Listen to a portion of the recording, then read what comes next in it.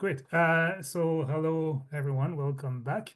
Hope you had a great week since the last lecture. So yeah, what we're going to do today is continue what we were doing. So I'm just going to spend the first 5-10 minutes reminding you where we are, just because it's been a week. So I figured you may have forgotten some of the things we talked about. So remember that the first thing I mentioned is that what these lectures are about is interactions between four different areas of mathematics. At least that's how I think about it. So you have enumerative geometry, which is also, of course, connected to physics, integrability, which is also connected to physics. So in this case, this is usually related to the moduli space of curves. These integrable systems that we're talking about are, in the simpler case, KDV, but we will see more involved, or at least more general integrable systems appearing. And then you have an algebraic side of the story, which in what we've seen so far is related to Virasoro constraints. And then we have the side of the story that I would call topological recursion. And in what we've seen so far, what relates to the Kontsevich-Witten would be the Airy spectral curve case. Okay, so this is the kind of four corners that we are studying, and this whole area of research is basically connecting those. And these were related by the Witten's conjecture and proved by Kontsevich, and what we're doing is a vast generalization of that. Okay, so we started the first lecture by talking about a generalization of these Virasoro constraints, which I'll call Airy structures. And as we saw, these are very, very general system or collection of differential operators that are satisfied some conditions so that there always exists a unique solution in the form of a partition function for the system of equations. Okay, so this was the first generalization we talked about. Then we started over again, and then we started defining topological recursion. So this fourth corner here. Okay, so this is what we will continue today. So we did not have time to define topological recursion last time, but we set up the stage. So all we have to do now is define the recursive structure and study its properties and a lot of examples, which is what we'll do today. Okay, so as usual, if you have questions, turn on your mic or use the chat. Anything is good. Okay, so this is the third part of these lectures where we are talking about topological recursion.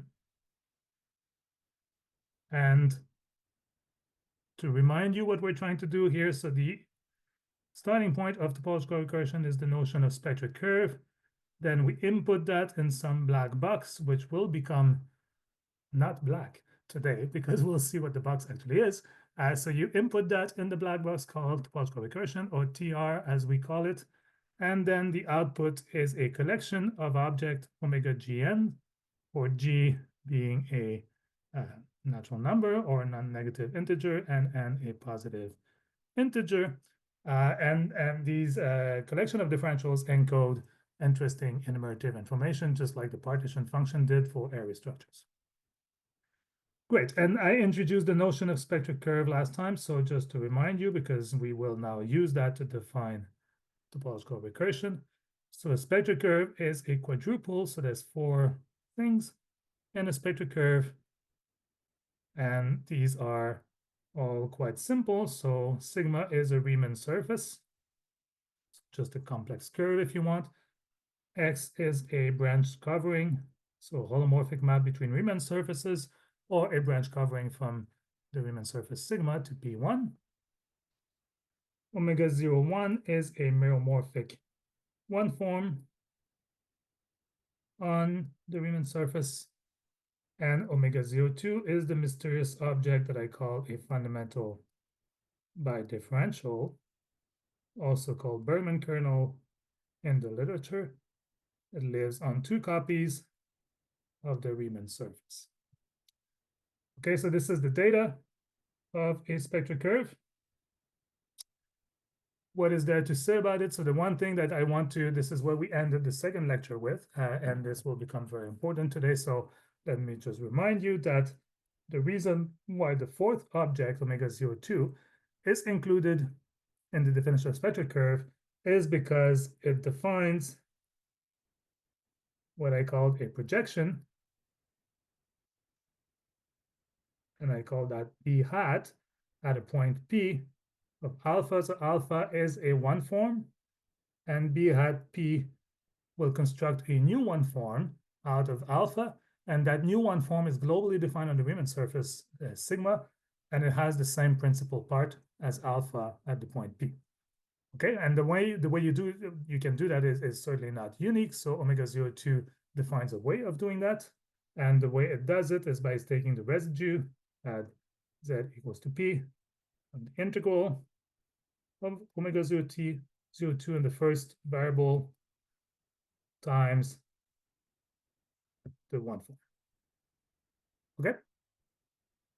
So in other words, you can also think of that as local to global. So instead of giving a one form alpha, you could only give the Laurent expansion or just the local data at the point P, and then pick the principal part, and that reconstruct a globally defined one form that has this particular principal part at the point P. By the way, I forgot to mention, but the reason I call it B, the projection, is that omega 02 is often denoted by B in the literature on topological recursion because of the name Bergman kernel. And the name Bergman kernel is also interesting because this appeared for the first time, I think, in Bertrand and in Eynard-Orantin's original paper on topological recursion. But there is something else called Bergman kernel in the mathematical literature, which is not the same, which is not related to this object. So it has led to a lot of confusion in the very early days of topological recursion. But that's why most people don't call it Bergman kernel anymore and call it fundamental bidifferential or canonical bilinear differential or whatever. There's lots of different names for this object.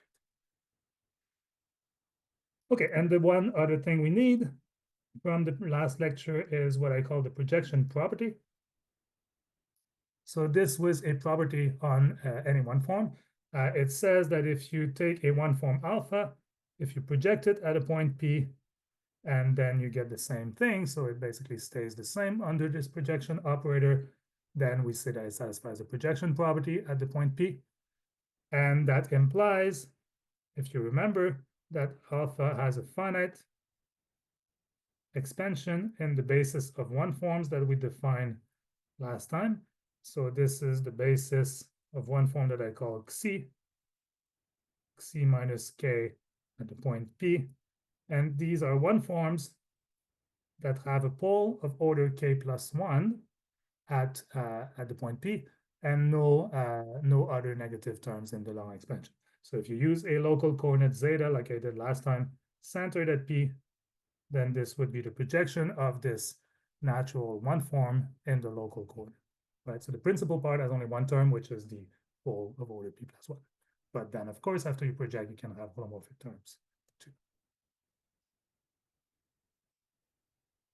Okay, so this is my summary of what we did. Any question on this? We're all ready to introduce topological recursion? Great. So by the way, when I write one form, sometimes I denote a coordinate, sometimes I don't. One forms usually you don't write a coordinate when you write the one form, but sometimes it's useful here because it's more explicit. So don't worry too much about the notation. All right, so topological recursion. Finally, here is the magic box, the black box. Okay, so I'm gonna, because we're just giving lectures, this is not meant to be completely general, so I'm gonna do a simplifying assumption, but I'll mention in a few different places how we can get rid of the simplifying assumptions. So this assumption was done in the original paper of Eynard-Orantin, so I'm doing the same as what they did in that paper. So my assumption is that all the ramification points of the branch covering X are simple. Simple means that R equals to 2. You remember the local data at the point R was the ramification order. So that means only 2 sheets meet above the branch point. Okay, so I'm going to do that, but I will, as I said, mention in a few different places how we can generalize beyond that, because a lot of interesting cases are actually not satisfying this assumption. But this is a generic assumption. So if you take a generic branch covering, then the ramification points will be simple. So it's a pretty large class of cases. And if you remember from the last lecture, I talked about admissibility condition for spectral curves. I told you that we had to impose some constraints on the local data. And if we restrict to only simple ramification points, this is pretty simple. There's two possibilities. Either it's locally airy, which is the case where r equals 2 and s equals 3. So that explicitly would be that x in the local coordinate looks like this at a ramification point, and omega 0, 1 looks like zeta square d zeta. So this is only, I mean, of course, you can get higher terms. So maybe this is not, maybe this is confusing. Here you would get something plus, so higher order. Okay, sorry, I don't fit anymore. Is closing the bracket. That just means it starts at order 2 here for omega 0, 1. So that's locally airy or locally Bessel, which is the case where r equals to 2. So again, this is a double cover locally. And s is equal to 1. So omega 1 starts with 1 plus order zeta d zeta. Okay, so these are the only two cases. Well, there was also the negative S case, which I will forget from now on because it would not contribute to topological recursion. So these are the only two interesting cases locally that are admissible. If you allow R greater than 2 for your ramification points, then you have many more cases. But these are the only two when R equals to 2. Okay, so another piece of data that I need is the following. So suppose I have a branch covering certain degree. So this is a pictorial representation of my branch covering. This would be different sheets of the Riemann surface over P1 here. Okay, and if I have this branch covering, this is a ramification point. It's a degree ramification 2, simple ramification point, R equals 2, because two sheets meet there. So there is a naturally defined involution here. So sigma is the local involution that exchanges the two sheets.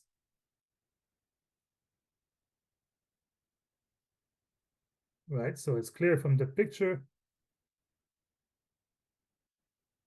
Okay, I'm not sure what just happened here. Something happened with my tablet.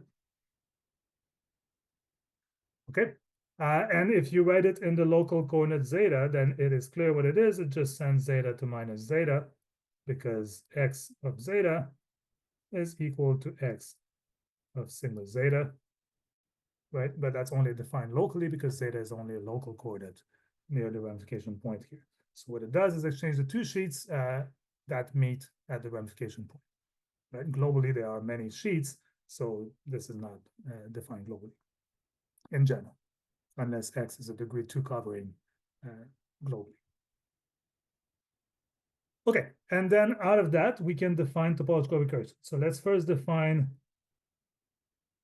the object that topological recursion will construct. So I'm going to call a system of correlators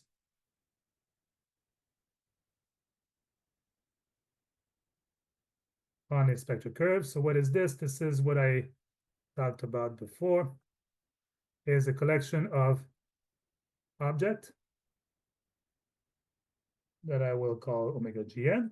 These are indexed by a non-negative integer and a positive integer n. So g here could be half integer, as we talked about before. I'll make a comment about this later. But for now, let's just restrict to the case where it's integer, like they did in the original paper. And as we'll see, n can also be 0. This will be defined later separately. Okay, so what are these objects? So these will be symmetric and differentials. What does that mean? So you can think of it as just a n tensor, symmetric tensor, but of type 0n, or basically like a 1 form, but n form, but symmetric. So it's a tensor product of a bunch of differentials on sigma n, where we impose a few things. So omega 0, 1 and omega 0, 2. So these are the first two, if you will kind of think of them as scaffolded with respect to 2g minus 2 plus n. So these are specified in the data of the spectral curve, right? These are part of the data of the spectral curve. And for g 2g minus 2 plus n greater than 0, so that starts at omega 0, 3 and omega 1, 1, we impose that these only have poles in each variable on the set of ramification points, RAM, with no residues. Okay, so a system of correlators is a bunch of symmetric M differentials, an infinite collection of such things, such that the first two are specified by the derivative spectral curve, and the other ones only have poles at ramification points with no residues. Okay, and these are the objects that we will construct with topological recursion. Okay, how do we do that? So let me define a complicated looking object. Okay, so given a system of correlators, so I'm just telling you, suppose you have one. You have a bunch of omega gn.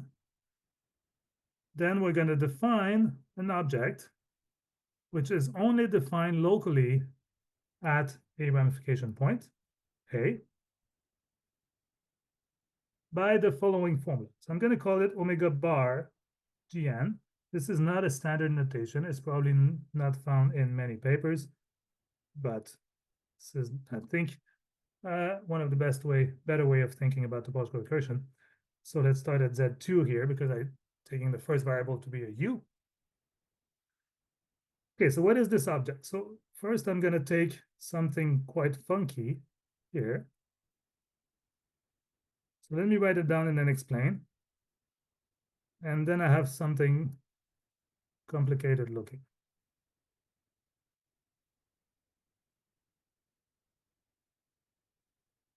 Plus some. I mean, if you remember from the lectures on area structures, you will recognize that this looks similar to the recursive formula we had when we acted with a degree 2 operators on the partition function. So it's, of course, it's not unexpected that it will be related to this, but we'll see that later. Now we're just doing that separately.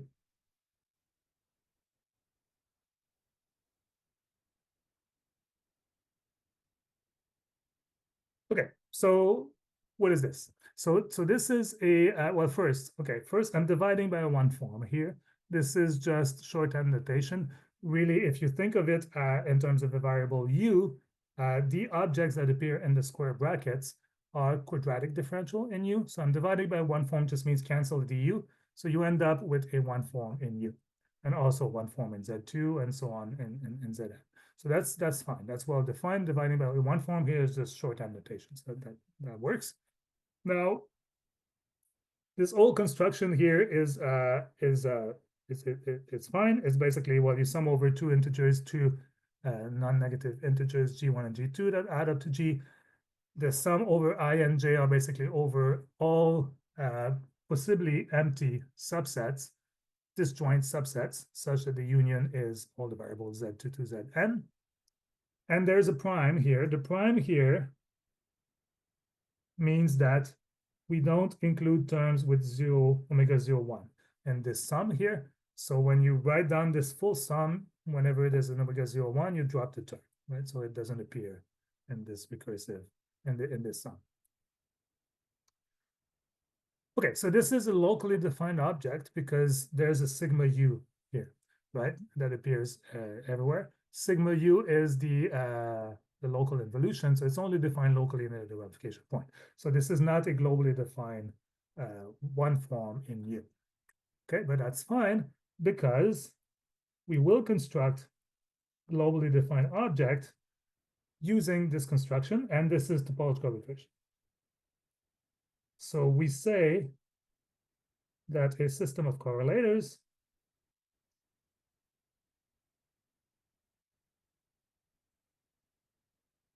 omega gn satisfies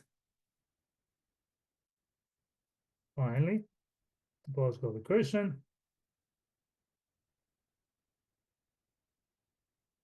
if for all 2g minus 2 plus n greater than 0, we have that omega gn Z1, Zn is constructed by taking, well, you first sum over all the ramification points of the branch covering X, and then you take the projection at these points of this locally defined object.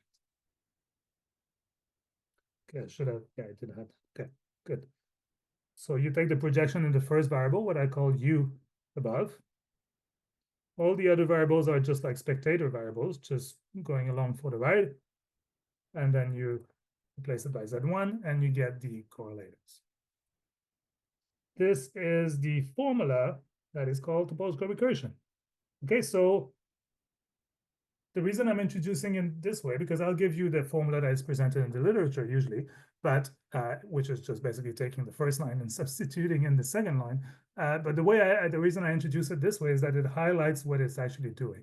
So what it's doing here, these omega bar are basically just local data.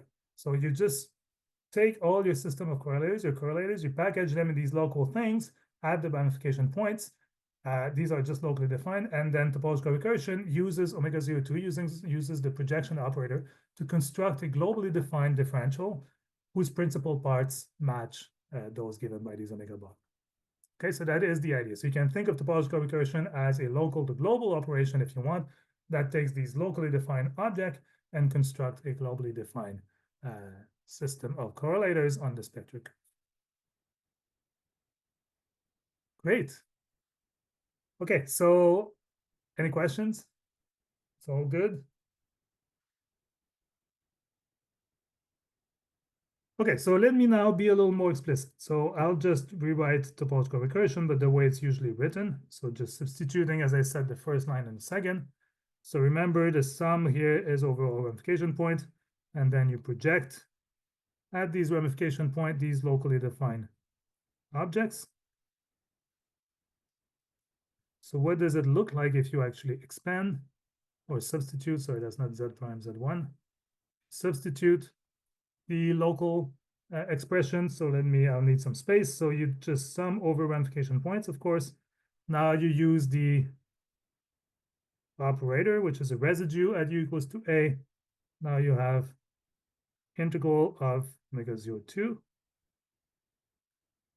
And now I'm going to put here the division by omega 01 u minus omega 01 sigma u. This was in the omega bar.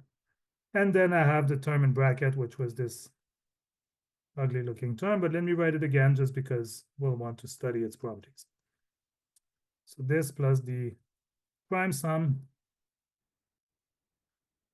I've written this time so many times in my life that I'm pretty fast, I think, at writing it. And every single time I write it, I always end up not fitting in the line. For some reason, I always expect it to be smaller than it is. Okay, so anyway, it kind of fits. Yeah, so this is the way it's usually presented. And as I said, I've given many talks in my career on topological recursion, and usually you just present the formula, and then people are like, you know, okay, great, it's a beautiful black box.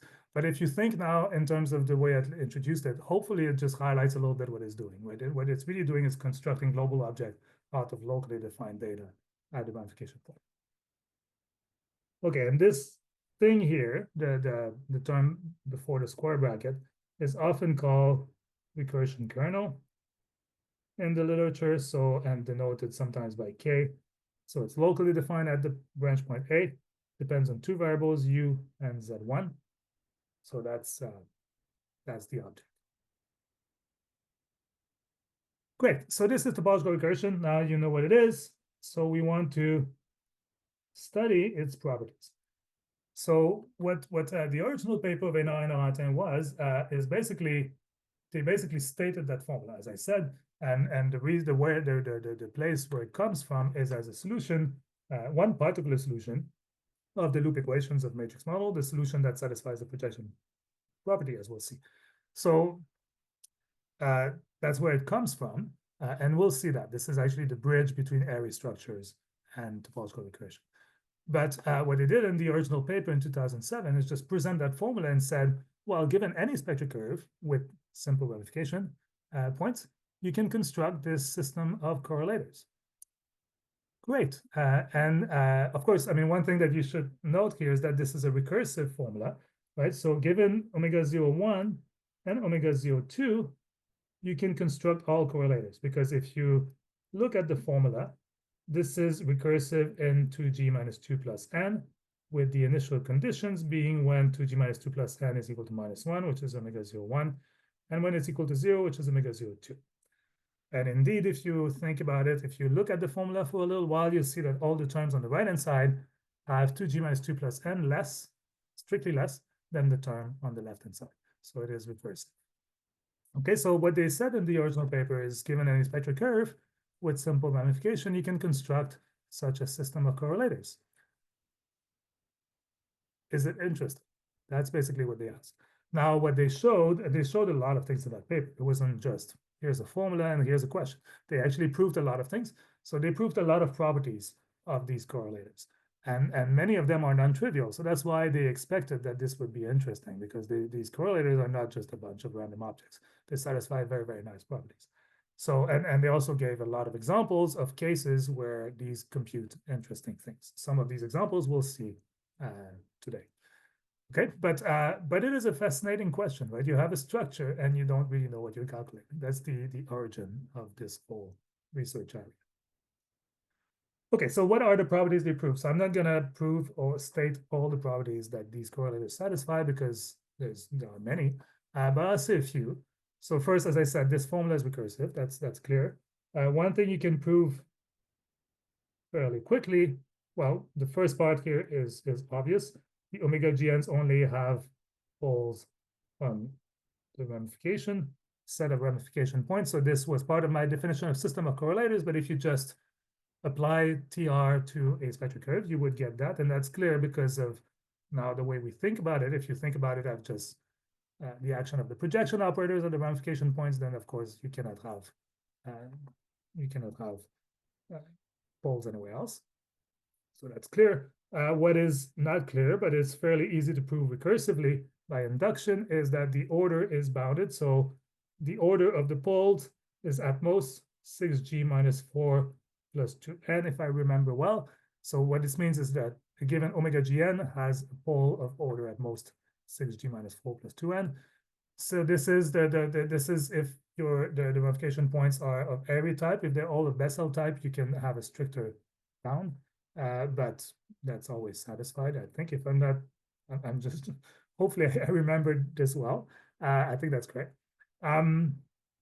What else can you prove? So you can prove that, well, okay, this is separate, but I'll mention that later. So TR here, the formula that I wrote, can be defined also for non-simple ramification points. So for ramification points with R greater than 2.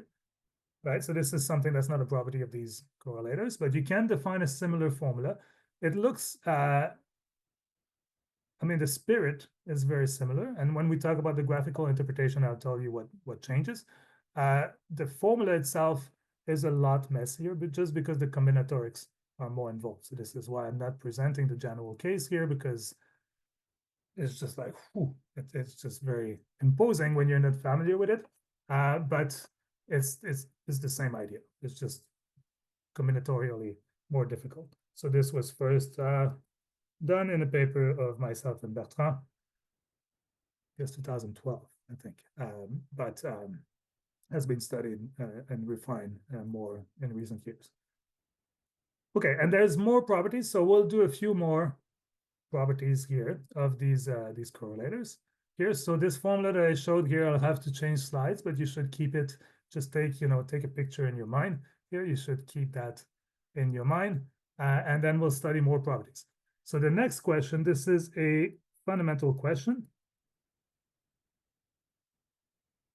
which is it comes from this definition of the topological recursion, is the following question. Given a spectral curve, so take any spectral curve with simple ramification points, does topological recursion, the formula I just showed, does it produce symmetric omega GNs? Remember, in my definition of system of correlators, I assumed they were symmetric. So is that always true? right? Given any spectral curve, is it true? This is related. I had a similar questions when I talked about the recursive system you get from array structures, and of course, it's related. If you look at the formula here, it's highly non-symmetric. So why? Well, Z2 and Zn appear in the same way. So if you look at Z2 and Zn only appears, they only appear in the terms in bracket here.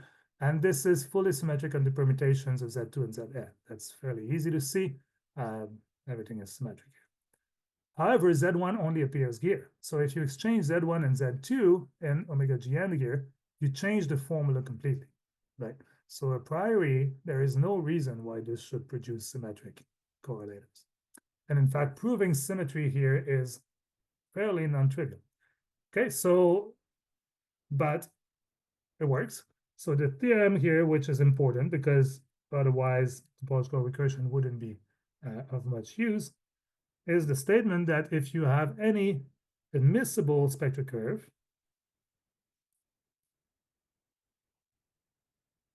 okay, so what does it mean? Remember the conditions on admissibility. So in the R equals 2 case, that just means it's locally airy or locally Bessel. Then the statement is that TR always produces symmetric correlators.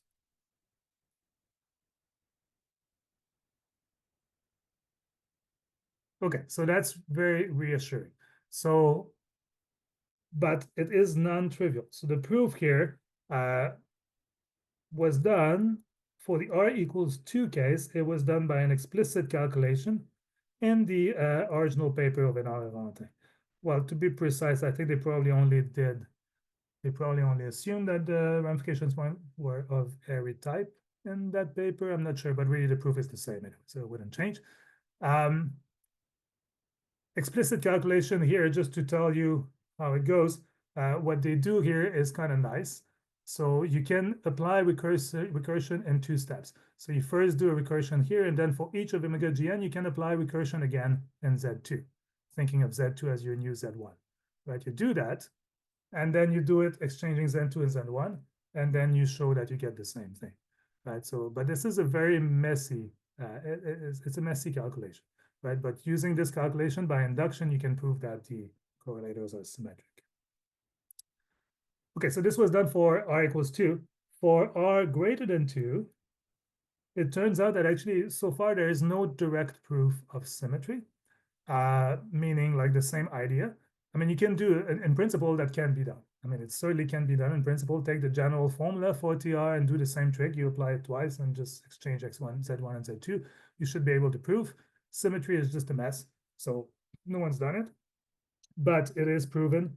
And the proof comes from reformulation of TR as airy structure. So this basically is the subject of the next lecture, which is how is this formula I just showed related to airy structures that we studied before. And using this, one kind of outcome is indeed that you can prove symmetry of the correlators. And this was done in the paper of Boro, myself, Kreutzig, Chidambaram, and Noshenko in 2018. And it shows that it's actually quite powerful to relate TR to airy structures. And this is also where we found the need for this admissibility condition, as I mentioned before. So before that paper, for the R greater than 2 case, no one had realized that actually the correlators produced by TR are symmetric only if this admissibility condition is satisfied. Okay, so that's great. That's one property, symmetry. That's a fundamental property of TR. Now, there are many more properties, so I'll mention a few here. So what am I going to mention? Oh, yeah. One of them is for us direct, but it was not originally. The statement here is that the correlators produced by TR, so the system of correlators, satisfy the projection property.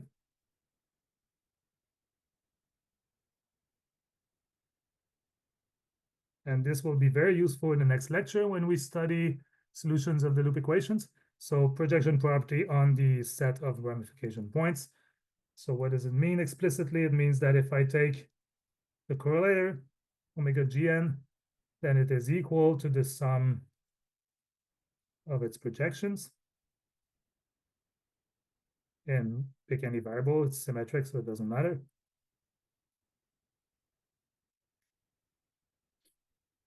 And for us, that's clear because, well, topological recursion, the omega GNs are constructed by applying the projection operator. So if you apply it twice, you get the same thing. It's a projection. So that's obvious. But this will be important. As we'll see, topological recursion produces, singles out one solution of the loop equation, and it is the solution that satisfies the projection property.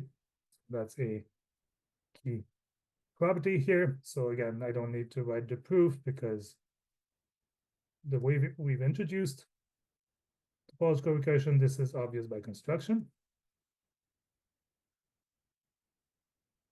Okay, so what does it imply? So it implies that the omega gn have a finite expansion in the basis of one form's the Xi basis that I've introduced. So I'm going to write this down because, again, this will be very important in the next lecture.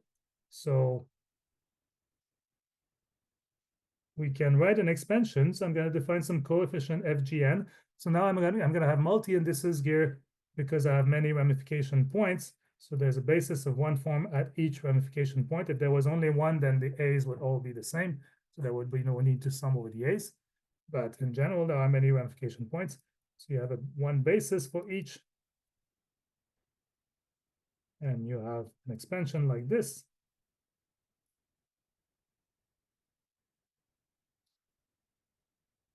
Okay, and the key statement here is that only finitely many of those are non-zero. This is a consequence of the fact that it satisfies the projection property, so the X's are a nice basis to expand our omega GNs. Now, there's obviously a reason why I call them FGNs. That's because they will be related, they will be the same as the FGN of the partition function of an array structure that we introduced last week. Okay, and then one remark here, because again, if you read the literature on topological recursion, the projection property will probably be presented differently in many papers. And it comes from the fact that if your Riemann surface is compact, and you take omega 02 to be the Bergman kernel that I mentioned before.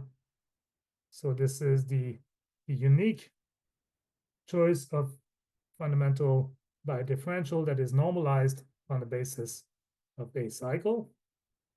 So then the projection property is usually stated as the very simple statement that if you integrate all the omega GNs in any variable, so pick the first one, over the A cycles, you always get zero. So we usually say that these are normalized on A cycle. So one can prove that this is equivalent to the projection property above, because basically normalizing on the A cycles fixes the holomorphic forms that you could add to omega GNs without changing the principal parts at the ramification points, which is exactly what the projection property also fixes. So the two statements are the same here, but this statement is only when omega 02 is normalized on the basis of A cycles over a compact Riemann surface, while the other statement is a more general statement. It applies even if the Riemann surface is not compact, or if the Bergman kernel is more generally defined, as we did.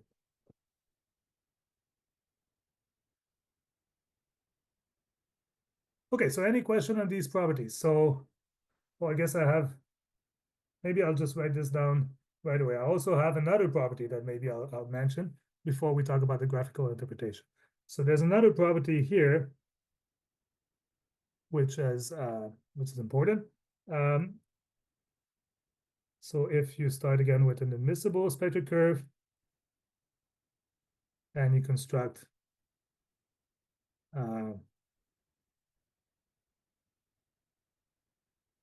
your correlators using TR, so you know they're symmetric, you know all the cool stuff. One more property is that they satisfy a set of equation which is called the Latam equations.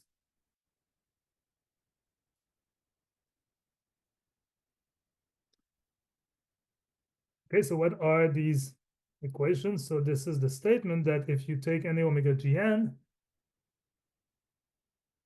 you can get it by taking a sum, again, over ramification points of residues of phi, some object I'll talk about in a second, of omega gn plus 1. So in other words, you can kind of get rid of one of the insertion, one of the n, one of the variable, right? And so this is not recursive, of course, because the right-hand side has 2g minus 2 plus n greater than the left-hand side, but it's kind of a one way of reducing the number of variables in your differential forms.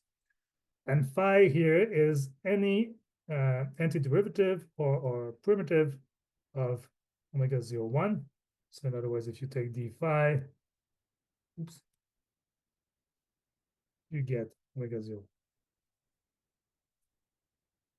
And it doesn't matter which one you choose because the changes would not contribute to the residues here, so it would not change the.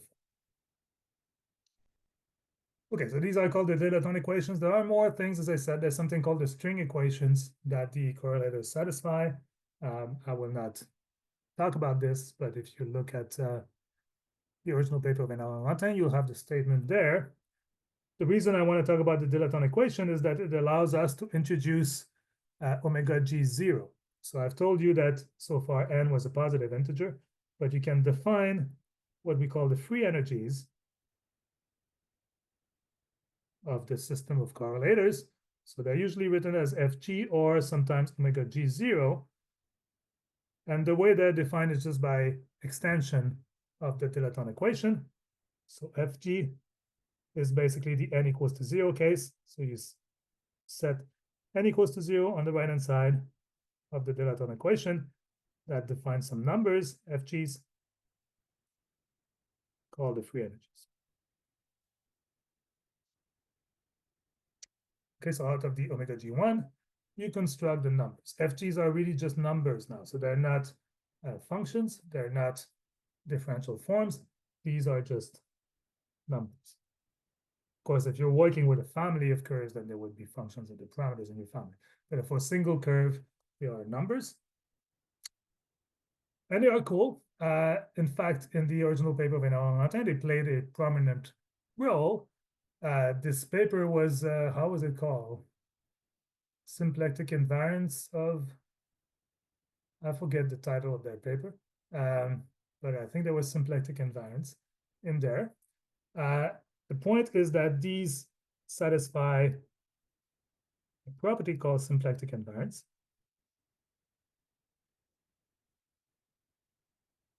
And this is a very interesting property. So I won't have time to talk about it. But the statement, basically, roughly speaking, is that if you have two spectral curves, now instead of thinking of them as x and omega 0, 1, let's think of them as x and y. And suppose that you have another spectral curve, x tilde, y tilde, and the x and y and x tilde are related in a way that preserves the symplectic form dx plus dy. In fact, you only need up to sign, I think. If this is preserved, the statement is that the FGs will not change. That's the idea of symplectic invariance. And that's a very, very non-trivial state, right? Because the spectral curve can be completely different. For example, you could exchange x and y, right? The new curve could be given by exchanging x and y, but x and y play very different roles. X is the branch covering, defines the ramification points, all of that. Y defines the one form. So if you exchange them, you get completely different geometry. The correlators for the spectral curve, the correlators will be completely different, but the free energies are expected to be the same. So this was stated in the original paper of Eynard-Orantin. There was a paper not long after of Eynard-Orantin again that provided the proof. It was not a fully general proof, but it was a proof for many, many cases. Then it was realized that it was more subtle than that, if you want to make it completely general. And basically, this led to a whole lot of progress, especially in the last 2 years. There's been a lot of paper of Shadrin and many co-authors in the last 2 years, which basically, well, proves symplectic invariance in general, but also study how to make topological recursion symplectic invariant in the very, very general case, like R greater than 2 and so on and so forth. And that leads to generalization of topological recursion. So there's, maybe I'll mention some things too, but there's something called log TR and generalized TR that they propose, which are related, which are basically based on symplectic invariance and are different from the generalization that I proposed with Bertrand for higher ramification spectral curves. So all this to say that symplectic invariance was actually the main motivation probably of the original paper of Eynard-Orantin, and to this day is still one of the most exciting or interesting topic in the area. So, and has been mysterious for many years because it's a very, very non-trivial state. Okay, but in these lectures, we will probably not talk about the free energies anymore. Maybe I'll mention them in the applications at the end, but they are kind of defined separately from the correlators. So yeah, we don't really need to work with them if we don't want to. Okay, and maybe I'll finish before the break by giving you a graphical interpretation, and then after the break, we'll work on some examples of spectral curves of topological recursion. Okay, so the formula looks a little messy, but it has a very nice graphical interpretation. So that's a very useful way of kind of remembering how the formula goes. And also it basically shows or hints at how it can be generalized. This is exactly how we generalized it 13 years ago. Okay, so what is the idea of the graphical interpretation here? So the idea is the following. So to any omega gn, any correlators, you can think of it as being assigned a Riemann surface with n boundaries. I have a bunch of boundaries here, n of them. So I'm going to single one of them to be Z1, because they'll play a special role. If you remember in the recursion, Z1 plays a very special role. And the G here will correspond to the genus of that Riemann surface. So G here would be the genus. And I have n boundaries here in my Riemann surface. Okay, so you think of the correlators as being associated, or you think of these Riemann surfaces as being associated to a correlator. Now, recursion gives you a way of constructing that correlators recursively. So how do you get all the terms on the right-hand side? What you do is you start with this Riemann surface, and then you cut off a pair of bands, but not just any pair of bands. So there is something like, if you study cut and join equations and things like that, you know about pair of band decompositions of Riemann surfaces. This is not completely, I mean, it's similar in spirit, but it's different. It's a different decomposition here. So what you do is you cut off a pair of bands, but a very special one that has a Z1. So you single out Z1. And then you have two other boundaries, which will be kind of internal boundaries in your decomposition. So you're going to assign to them variables U and sigma of U, these two, right? And these would correspond to the recursion kernel that I had. So you're going to do that for, of course, you get a term for every ramification point. So there's the index A here, which will appear. Okay, so you want to cut off a pair of bands in all possible ways. That's the way you want to do it.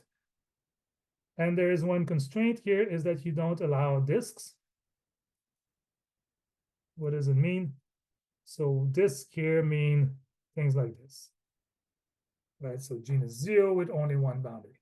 So you don't allow this anywhere in your decomposition, but we do allow annulus. So that's different from standard pair of bands decomposition, where you only have pairs of bands. Here we will allow annulus, so basically genus 0 with two boundaries. Okay, so if you do that, let me just give you an example that should make it clear. If you do that in all possible ways, you get all the terms. So I'm not being completely explicit here with the rules, but I'll just do an example and it should be clear how to proceed. So let's do the example of omega 1, 2. So genus 1 with two variables, Z1 and Z2. So we start by assigning to this a Riemann surface, which in this case has two boundaries. I single out Z1, then I have Z2, and this is genus 1. Okay, and then I want to cut off a pair of bands in all possible ways. Okay, so let's do it first. Let's see what are the ways. So I have a U and a sigma U here. So one way I can do it is take something genus 0 here. So again, I'm going to assume the same U here and Z2 and something of genus 1. So sigma of U. So let me not repeat U and sigma of U. So these are matched. They're kind of glued, right, to get the original Riemann surface. Okay, so that's one way you can do it, right? Because there's no disk here. The one with only boundary, one boundary is genus 1. And then out of that, you can extract the term. So the pair of pan is the kernel. Then the annulus is genus 0, 2 boundaries. One of them is the U, the other one is the Z2. And the genus 1 has one boundary, which is the sigma of U. Okay, so that's one term in the formula.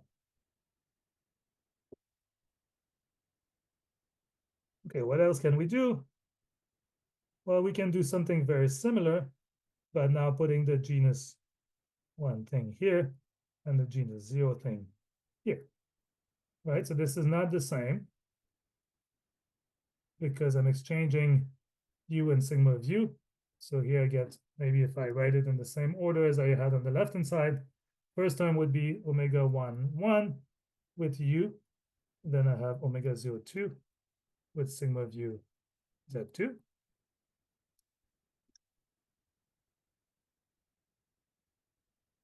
Okay, and then turns out that in this case, there's only one more term, unless I'm mistaken, which is now you can cut the genus, right? So you could have something like this, connects the two, and there's one external boundary, which is the Z2, right? Because if you glue the two, then you recover the genus. You just cut the genus in half, cut the handle.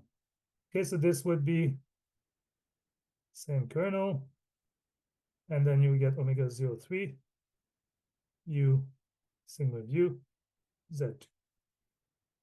Okay, and these are all the terms. So what you would do now is add those up. Of course, you take the residue of these terms at the ramification point A and U in the variable U, add these terms, and then sum over all the ramification points. And that's how you get the formula that I presented before. Okay, so it's a very natural decomposition, but it is not the same as the standard pair of pans decomposition that people do when they talk about moduli space of curves. So that has also been mysterious for a long time. Is that why is that the right thing to do? But once you understand where it comes from loop equations, then it's kind of clear why this gives the right solution. But it's not an obvious decomposition. That makes sense? Okay, and then just to add, what you can note here is that once you know this decomposition, if you are interested in doing the r greater than 2 case, it's not very hard to see what you want to do. So, I mean, you have to think a little bit about where it comes from and what you're trying to do. But the suggestion from our original paper is that when you want to extract, instead of extracting spheres with 3 boundaries, which we call pairs of pans, what you do is you extract spheres with m+1 boundaries. So that's for each ramification point, where m will now run over all integers between 2 and r, where r is the ramification order. So you see if r was equal to 2, you would extract only a sphere with 3 boundaries, which is the original case. But now you're going to get many such things. And for each of these, you'll get a different recursion kernel, which you can write down. And then you basically just do the same thing. You just add up terms. You do this in all possible ways. Add up these terms. And what you end up with is a formula for constructing omega GNs for arbitrary ramification. And you can prove that it satisfies all the same nice properties. So the Latam equation satisfies, symmetry is satisfied, the special curve is admissible. So basically all the properties I mentioned are still valid if you define topological recursion in this way. Symplectic invariance is a bit more subtle, and that's related to the whole series of paper recently. Okay, and if you're interested in this, there's some very nice pictures of this, and also a study, a very explicit study of why this formula provides a solution of loop equations in the general case in a recent paper of mine with Gaetan and Kramer and Shadrin and Chidambara. That's all the letters. Great, so I think I'm gonna stop here for now. That's a good place to stop. We'll take a little break, and then we'll study a bunch of examples of spectral curves and what topological recursion gives. Okay, so hello everyone. Hello back. Welcome back. That's what I mean. So let's do some examples. So before we do that, I just wanted to mention one thing. That's why I haven't changed the slide. So we talked about a lot of properties. There's one interesting property as well that was studied in this paper I just mentioned, BBCKS from 2022 or something. So one interesting question is the following: if you have a just not a single spectral curve, but a family of spectral curve, in such a way that at some particular points in your parameter space in your family, the ramification type changes, right? You could have two simple ramification points that somehow collide, and you end up with a double ramification point. So now you can ask the question, well, you can construct correlators as kind of functions of these parameters, and you can also go to that particular point and construct correlators using topological recursion with the curve at that particular point with the different ramification type. And you can ask whether the limit of the correlators is equal to the correlators of the limit spectral curve, right? So in other words, whether the limit commutes with topological recursion.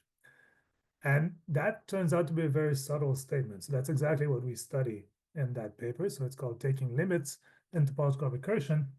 And it has an interesting history because many or quite a few results have been proved using these limits because we had mentioned in the paper when we defined this higher topological recursion with Bertrand, we mentioned that this limit process should work.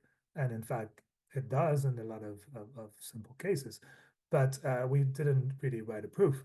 But everyone assumed that it was working very nicely. So it was used in many proofs, but it was always a bit of a, folk knowledge kind of thing, but never actually proved. And when we set up to prove it, it turns out to be quite subtle. I mean, it does work indeed in most cases, but not always. And that's related to this higher ramification and this admissibility conditions. And that turns out to be very interesting. So in any case, that just shows that a lot of these properties are actually not so easy to prove usually. So that's an example of this. If you're interested, you can look at that paper. Okay, so now let's go to look at examples. Yes. What paper did you talk? Yeah, so this was the paper. Sorry, I just wrote here. So this is this paper here. So that's Boro, Bouchard, Chidambaram, Kramer, and Shadrin. So I think it's called Taking Limits in Topological Recursion, something like that.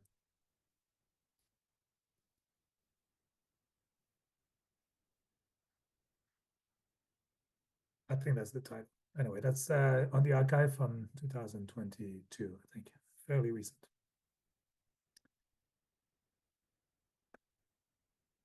Okay, so let's look at some examples here of TR. and through these examples, we'll see how we can extract interesting information out of the correlators and how it relates to some cool geometry. Okay, so the first example, of course, is the simplest one, which is the starting point, which is related to Witten's conjecture. So this is the case where you take the Airy spectral curve. So I'm just going to write it down again, but we did write this spectral curve before. So this is the case where Riemann surface is just C or P1 if you wanted to. And you take the one form to be Z squared dZ. So that's the same as setting Y equals to Z. And your canonical, the fundamental bidifferential is just the simplest one on C. So all the examples I'll do have this canonical, this fundamental bidifferential. So I'm not going to write it down every single time. That this is not to say that all the interesting examples have this one, but the ones I'll do in these lectures are of that type. Okay, so the ramification set here has only one point, which is at the origin. It's the only point where X is ramified. It's a simple ramification. So now one good exercise that I always ask my students to do to get used with the structure of topological recursion is to calculate the first few correlators. So for most spectral curves, you cannot actually calculate things by hand. I mean, you can, but you're in for a ride, and I would not recommend you do that. So usually what people do is, you do the first few cases and then you write a code, right? Mathematical, Maple, Sage, whatever you want to use, CoCalc, I guess it's called, Python. You write a code and then you just calculate topological recursion using this code for general spectral curves. But it's good to do it by hand for the first few times. So I recommend you do it for, say, the Airy spectral curve, because in that case, it's fairly simple. What you'll get is that omega 03 looks like this. Very simple differential. Omega 11 will look like 1/8 Z1 to the 4th power dZ1. And then I'm going to stop here, but you could write the next levels, omega 04, omega 12, and then so on and so forth. It becomes, don't go too high if you do it by hand. Just calculate a few, and then you'll get pretty bored, so you can stop. But okay, so these are the correlators that you can calculate. Now, sorry, let me just bring the chat again. Thank you. Yes, thank you for Swagata for pointing out the archive number of the paper. Yeah, so you can keep going in this way. How do you extract interesting information here? So the idea is to use this Xi basis. So this will be the idea for all examples. That's the main idea. This Xi basis basically defines these coefficients FGNs that I mentioned before. And these are the coefficients that you can expect will have some interpretation as integrals over the moduli space of curves. Okay, so what you do is you use the Xi basis. So here the Xi basis, there's only one point, so I can remove the superscript. And there's only one basis, and it turns out to be very simple. With this particular fundamental bidifferentials, these one forms are just the power 1. So these are always z to the k plus 1. So that's very simple. Okay, so if you write down an expansion for the omega 03 and omega 11 and so on in these bases, you would get that the only non-zero coefficients for F03 are 1, 1, 1, and this will be equal to 1. For 1, 1, you get that the only non-zero one is F113, which is equal to 1/8, and so on. So you extract numbers out of the correlators, right? So you can think of the correlators as being defining these FGNs.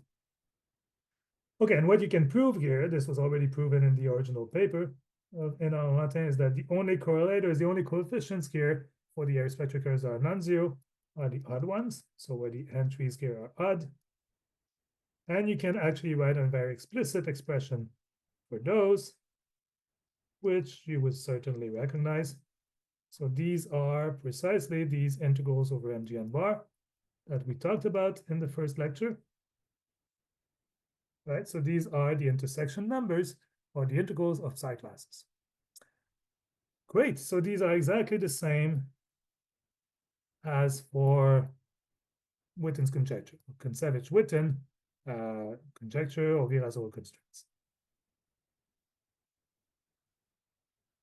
Right, meaning that these are the coefficients in the partition function that was a solution of the Virasoro constraints. Here they appear as the coefficients of the expansion of the correlators in this particular Xi basis. Okay, great. So that's not a coincidence, obviously. That's because topological recursion on the Airy spectral curve is a reformulation of these Kontsevich-Witten Virasoro constraints. And that's something that we'll see in the next lecture. Okay, so what this means here is that you can get very explicit expression for the integrals. For example, integral over M03 bar. So here there's no psi that appears. So this is equal to 1 for M11 bar. There's one psi, which is psi 1.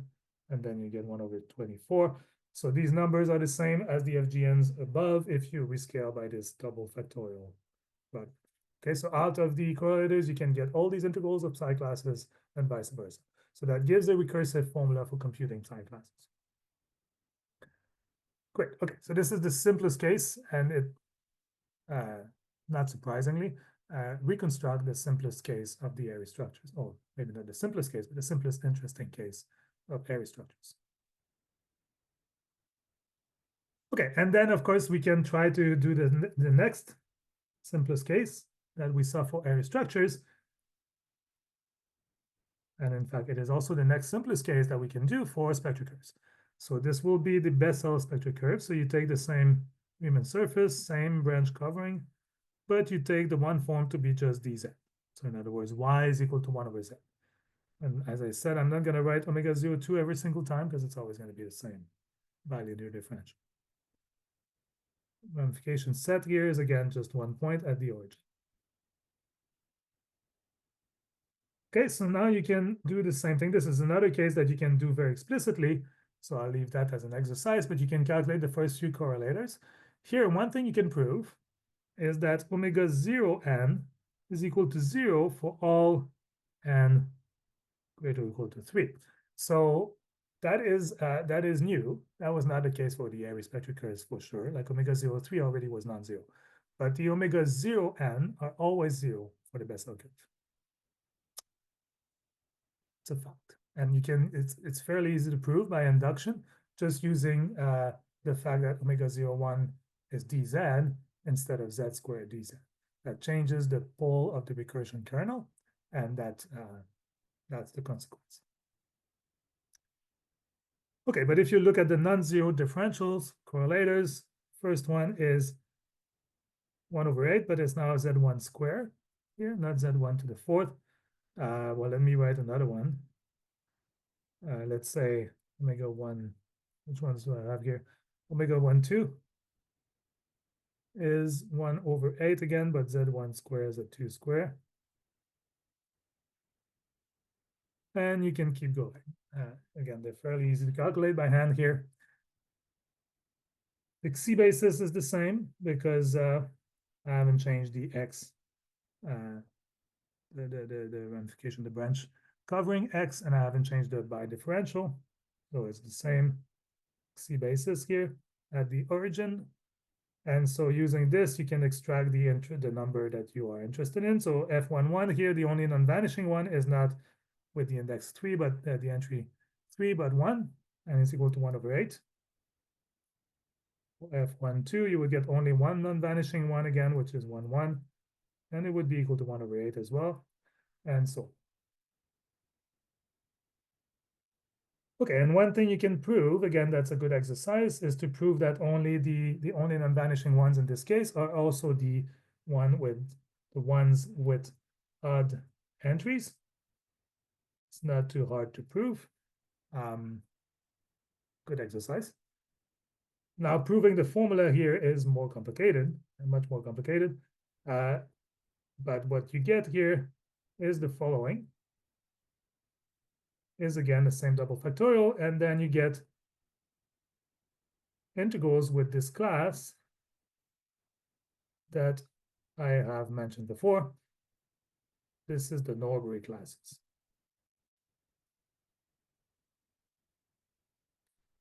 Dates back from a paper of Norbury in 2017, I think. Let me just write Norbury.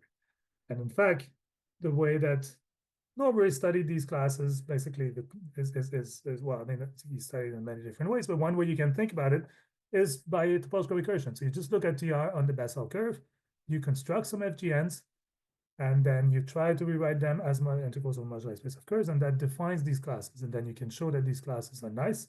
They actually form what's called cohomological field theory, which is what Norbury does in his paper. And yeah, and it's all very cool. And this is all very recent. The geometric interpretation of these FGNs is all very recent. And of course, these are the same as what I had before when I talked about the BGW Virasoro constraints.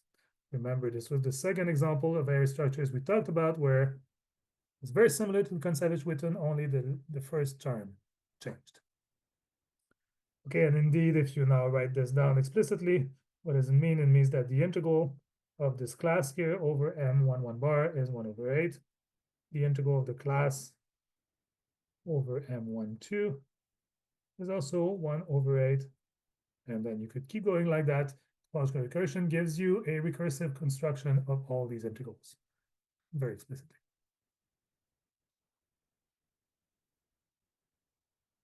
Okay, so how do you prove that? I mean, when you can think of topological recursion as constructing these classes, or rather these integrals. That's one way to think about the construction here. Okay, and this is not a, like taken like this, it looks like a very special thing, but as we'll see, this can be generalized. The relation with cohomological field theories is very, very general. Okay, so my third example here is a slight variation, but it turns out to be very relevant, especially in recent years. So this is what I'd call the Mirzakhani or Val-Peterson example. So what is the geometry here? So again, we take the same X. We're not changing the branch covering, not changing the Riemann surface, but we take a very different looking one form. This will look like Z, sine of 2 pi Z over 2 pi Ez. And we take omega 02 to be the sine. Okay, so that's a very different looking one form. If you think a bit, if you were to think of pi as kind of a small parameter, say, and you were doing an expansion in pi, say, or rather you think of Z as a small parameter near 0, that would be better. And you do an expansion in Z, that's much better. You don't think of pi as a small parameter, pi is actually fixed. So think of Z as a small parameter and do an expansion in Z for omega 01. Your leading term is going to be Z squared dz, and then you get a series. So in other words, you can kind of think of that as leading order as looking like the Airy spectral curve. But it is, so it's a locally Airy ramification point, but it is a full expansion for omega 01. So it's not going to give you the Airy correlators. That's another case that you can do by hand. It's actually not too bad. So at least for the first few. So if you calculate omega 03 here, turns out you get the same thing as for the Airy spectral curve, which is nice. If you do omega 11, however, you get something different. So the leading term, so the term with the highest pole, is the same, and you can expect this to be true in general because it's locally airy. But then you get a second term, goes like pi square over 12 z1 square ez1. Okay, and then you could keep going with more correlators. Great. Now you can, as usual, define the basis. It's the same basis again because you have the same branch covering, same bidifferential. So it's just powers Z. And then you expand. What you'll get is very nice formula. So you'll get that these FGNs, again, only the odd ones are non-zero. You have the same double factorial as always. Actually, before the double factorial here, I have a factor. So let me write it down first so it's not confused to be within the product.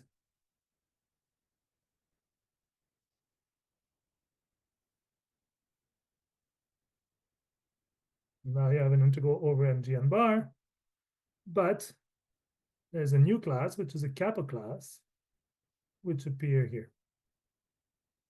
And there's a new integer k0 here, which appears, so it's not on the left-hand side, but k0 is fixed here in the sense that for the choice of k1 and kn, k0 is fixed by the requirement that the integral here, the form that you integrate has the right dimension so that the integral is non-zero, right? So this has complex dimension 3g minus 3%. So that fixes k0 in terms of k1 to kn here. Okay, so what is the kappa class? So this is something I did not introduce when I talked about the moduli space of curve in the beginning of the first lecture. So as I said at the time, if you're interested, I refer to you to the Keto and Lewinsky lectures on the moduli space of curves from the Lesusch School. These are great lectures available on archive. But just in a nutshell, let me just tell you what kappa classes are, just for completeness. So if you study the moduli space of curves, there's something called the forgetful map. So what is this? So what it does is basically, you have a moduli space MGN. Suppose you start with MGN plus 1 bar. You can just forget one of the mark points, right? To every point in the moduli space, you have a curve with n plus 1 mark points. Suppose you forget one of them, that gives you a map from MGN plus 1 bar to MGN bar. So this is called, sorry, I'm going to close the bracket here. This is called a forgetful map. And kappa classes are defined using this. So kappa m is defined as the push forward of the psi class associated to the point you forget, so n plus 1 to the power m plus 1. And then you push forward to, so you start with this psi class here is on mgn plus 1 bar. Then you push it forward, you get a new class on mgn bar, which is called the kappa class. And this lives in H2M of the moduli space. Okay, so these are very natural classes that have been studied and are defined on the moduli space of curves. Great, so now why is this case interesting? So the case here is interesting because the omega GNs, I mean, you probably don't see it necessarily from this expression in terms of kappa class, but the omega GNs here are Laplace transforms. If you take the whole correlators, the omega GNs, you can think of them as Laplace transforms of something that some of you might be familiar with, the Weil-Petersen volumes. So let me write them as V, G, and L1 to Ln. So the L1s are here the geodesic lengths. So you have basically the Weil-Petersen volumes. This is a different moduli space. This is in hyperbolic geometry. So this is the moduli spaces of bordered Riemann surfaces. So there was a mention of that, I think, in the questions a while back. And L here are the geodesic lengths, as I said. So this is another type of invariance, geodesic's boundary lengths, or the lengths of the boundary. And if you take the Laplace transforms with respect to these lengths, of these, you get the correlators of this Mirzakhani curve.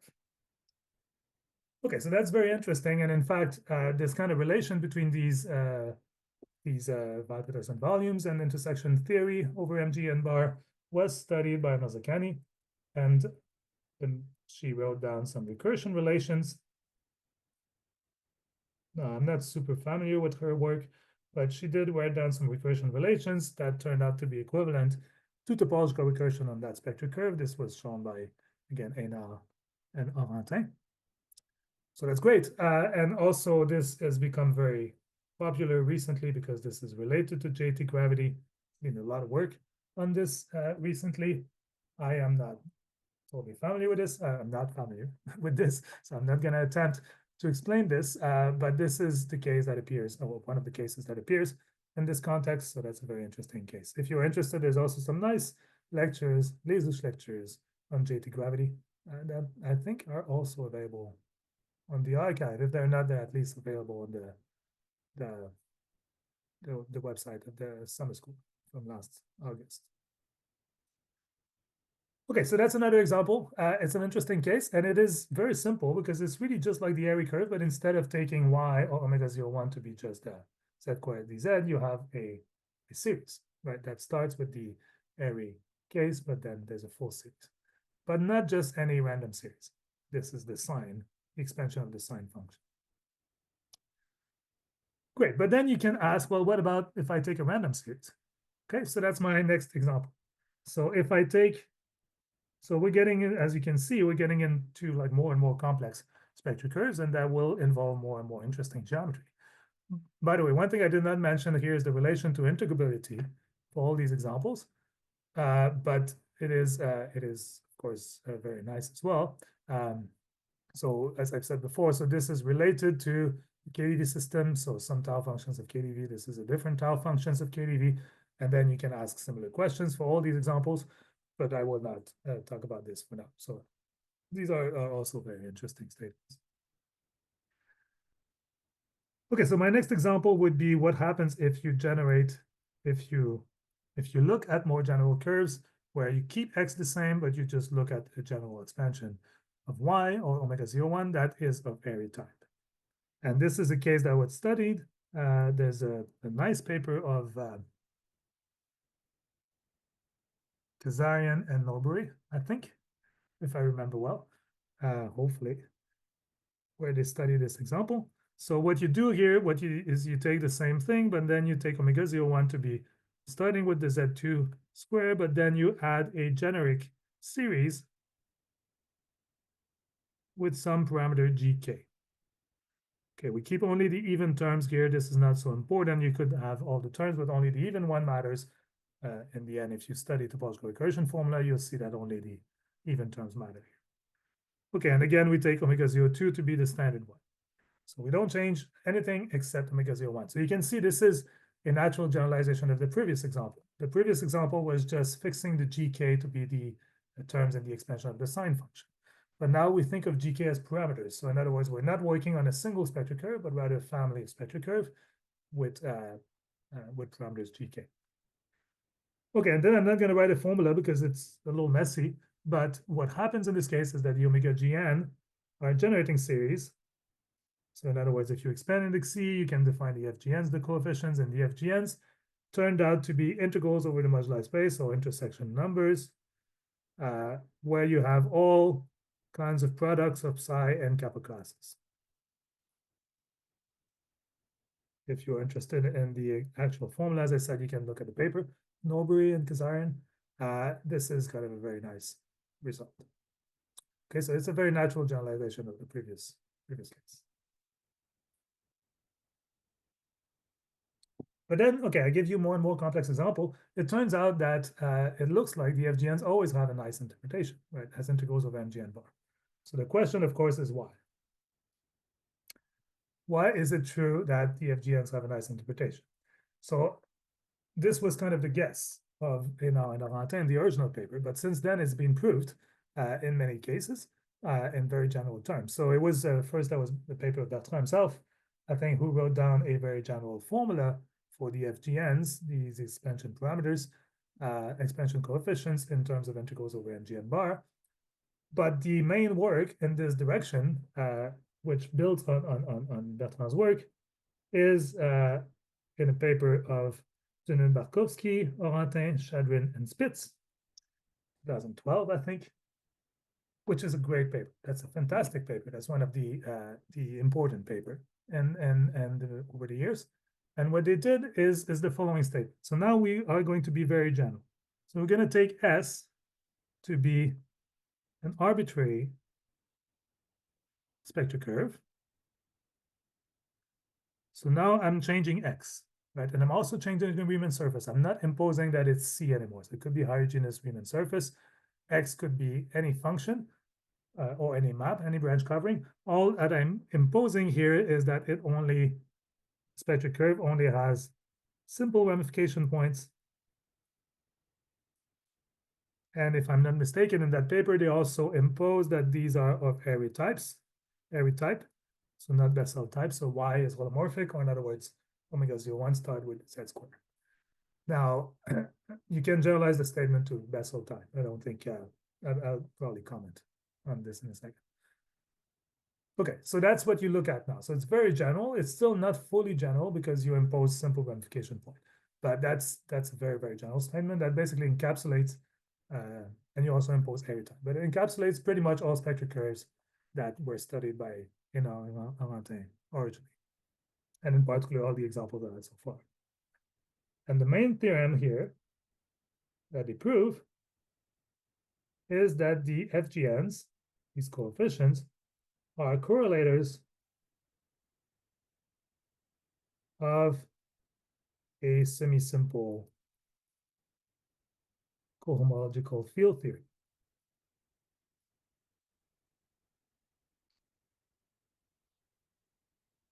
Which we usually write as co-FT, distinguish with CFT would be conformal field theory, and to distinguish with TQFT, topological quantum field theory. This is cohomological field theory. So I will just maybe tell you in a few words what cohomological field theories are, just so you know there's some substance to that statement. But this is fairly complicated, so certainly I can't do justice to the field. But it is a very important statement. Now I need to qualify it a little bit. So in fact, what they prove is even stronger. So they prove the reverse statement too here. So in other words, what they prove is that given any semi-simple co-FT,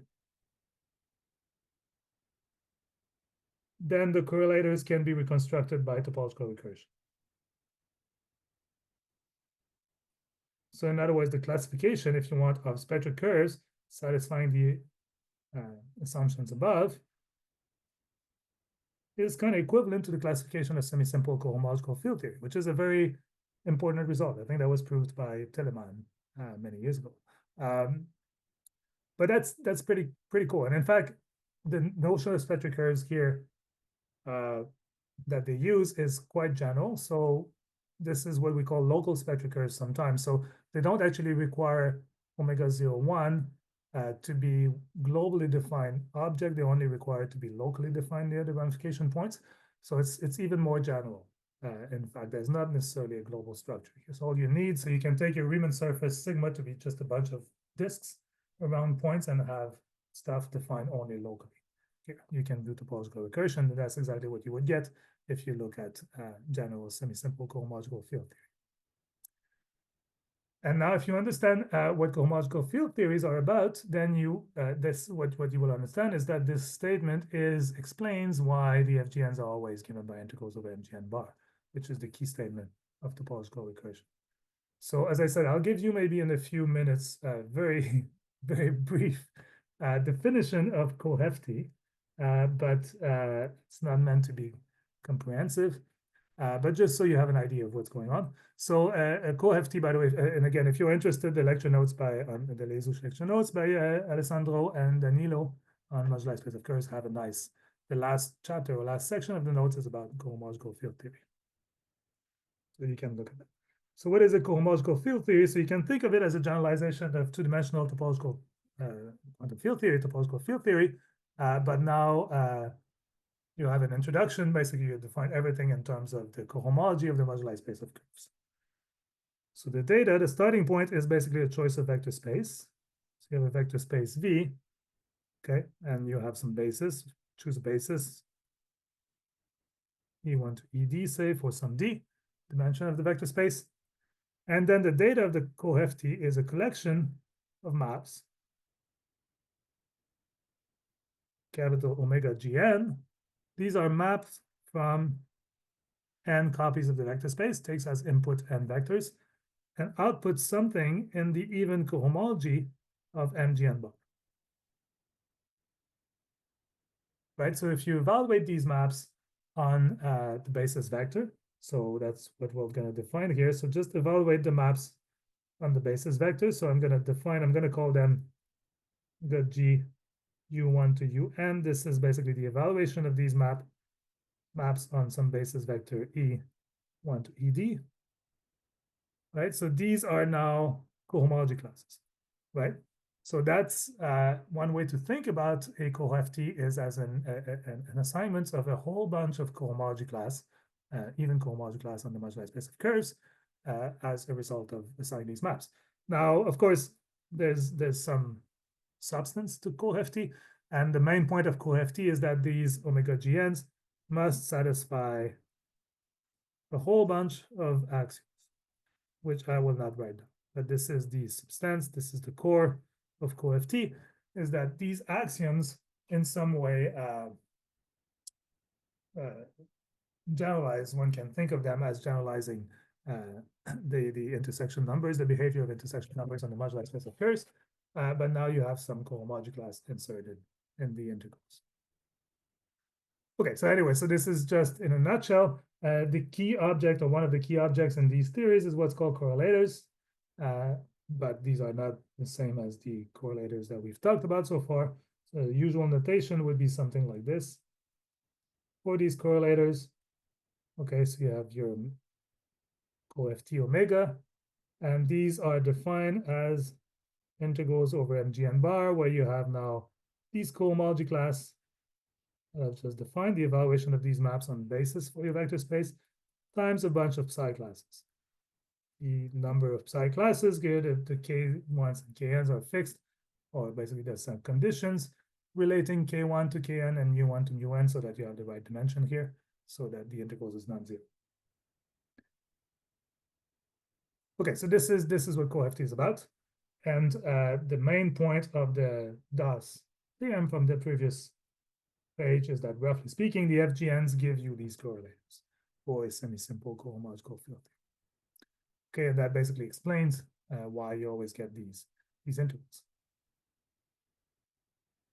And just to give you some examples of CoFT that we've already seen, first example would be, of course, Kontsevich-Witten CoFT. And this is the case where you take your vector space to be one-dimensional. So let's just take it over the rational. So just one basis vector. So you have only one object here, one cohomology class for each G and N. And you take this to be the trivial cohomology class in H0, just one. Very, very simple. That's called the trivial CoFT. Turns out that this class satisfies all the axioms of CoFT, so that's great. And indeed, now you just replace and your integrals omega G blah, blah, blah by 1. So you can just erase it.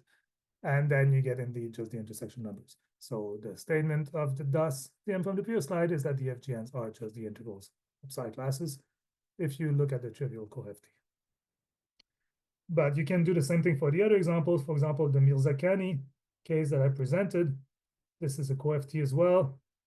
Vector space is also one-dimensional, but now the class here is much more interesting. It turns out to be the exponential of 2 pi square kappa 1. Hopefully I use the same normalization, I think so. The kappa 1 classes, this is the one that appeared indeed in the integrals. So you have some combinatorics here to play around to get the exact expression I presented before, but that's basically the idea. And that assignment of classes here does indeed satisfy the axioms of CoFT. And that's related to Val-Petersen and J.T. Gregory. Okay, so that's basically the statement of CoFT. One thing I want to mention here as well is that this was for the Airy case that the DUS theorem holds.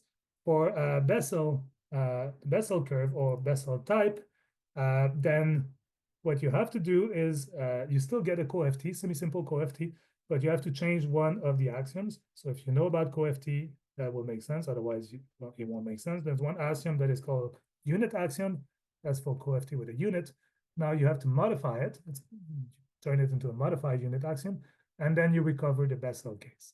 So one example is the Norbury class that we've talked about before. So this is a CoFT. Again, it's a one-dimensional CoFT. And then you take the assignment here to be these mysterious class that I've presented before, the omega GNs. These are now in these cohomology groups. And what Norbury showed is that indeed these form satisfy all the axioms of CoFT. So that's cool. That's basically what you get here if you study topological recursion on the Bessel curve. Great. Okay, so that explains why these FGNs have some nice invertive geometry. And if you're interested in the proof of this fantastic result, I strongly encourage you to look at the paper. It's a beautiful paper, and the proof relates it to the Giventhal decomposition or Giventhal reconstruction theorem for CoFT, and it's very explicit. It's very nice.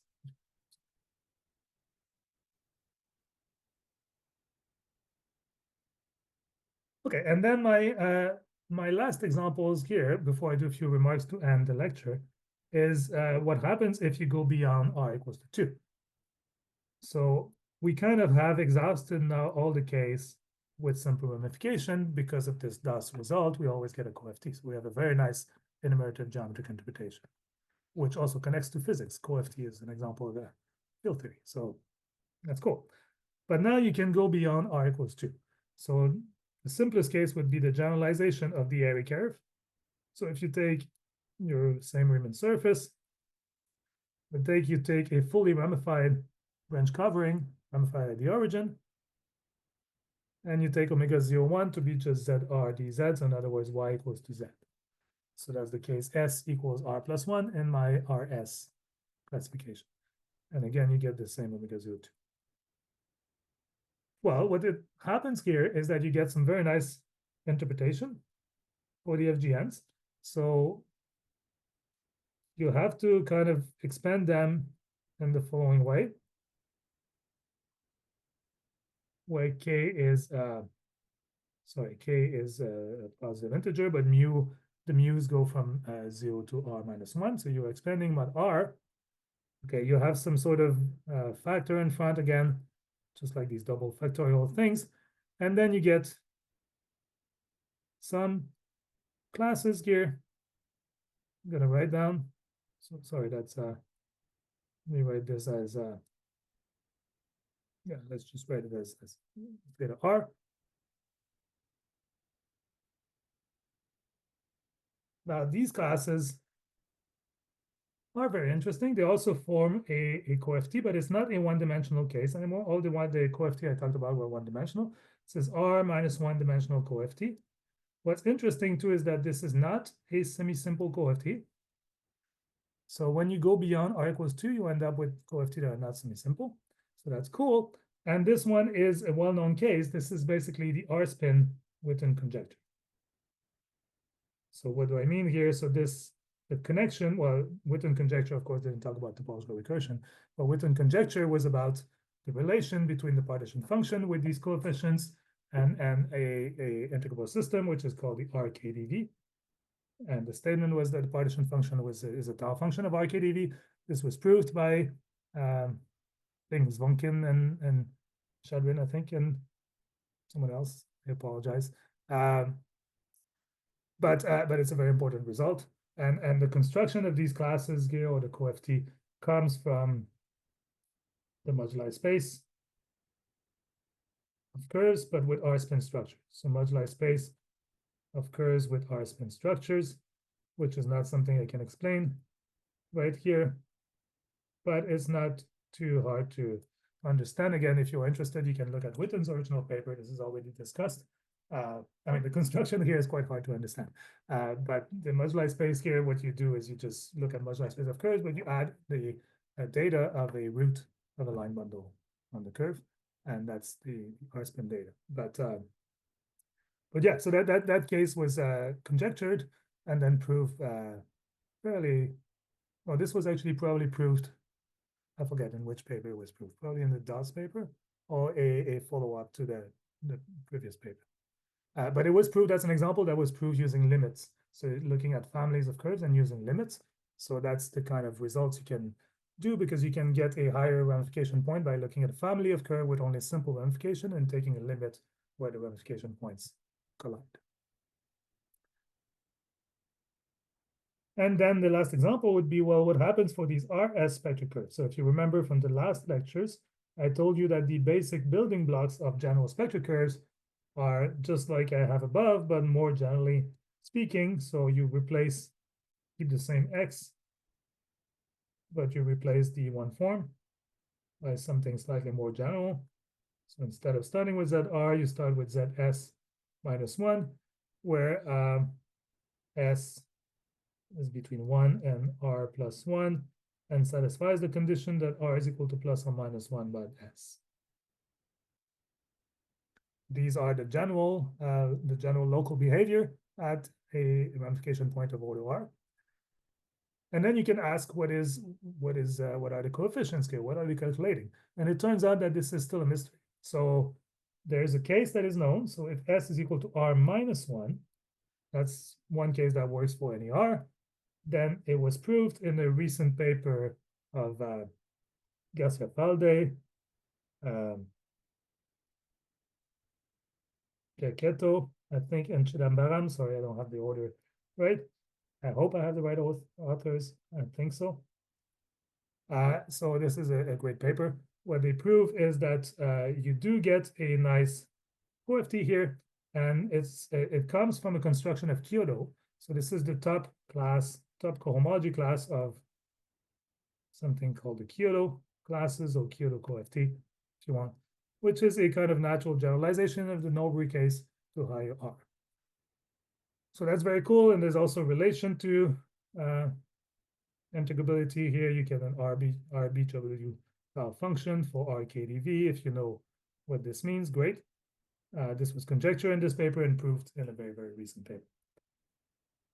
But for other S's, it is still a mystery. So we don't really know what the FGNs are in this general case. And it's interesting because there is a very natural candidate, which is the Kyoto class. The Kyoto co-FT was constructed for, there was a parameter there that plays the same role as S, and it's constructed for NES. So it's a very natural candidate, but that's not true.